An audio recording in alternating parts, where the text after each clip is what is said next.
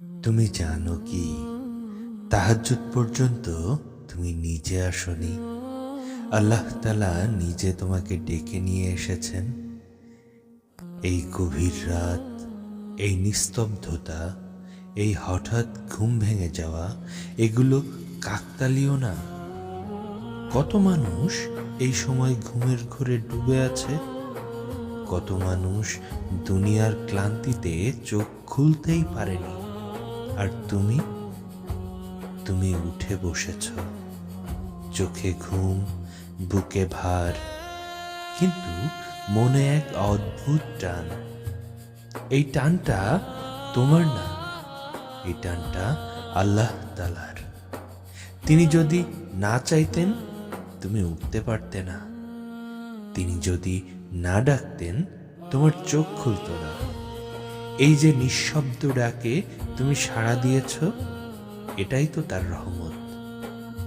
তুমি হয়তো দাঁড়িয়ে আছো নামাজের মাদুরে, কিছু বলতে পারছো না, শব্দ নেই, ভাষা নেই, শুধু চোখ বেয়ে নেমে আসা নীরব বাণী।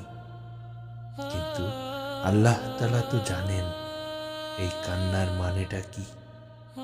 এই কান্না অভিযোগ না, এই কান্না ফিরে আসার, এই কান্না ভরসার, এই কান্না সব ছেড়ে তার কাছে নিজেকে সমর্পণ করার।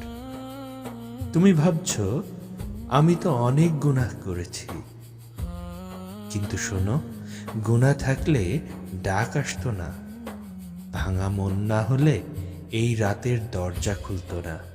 আল্লাহ যাকে ভালোবাসেন তাকেই তো গভীর রাতে একা ডেকে নেন।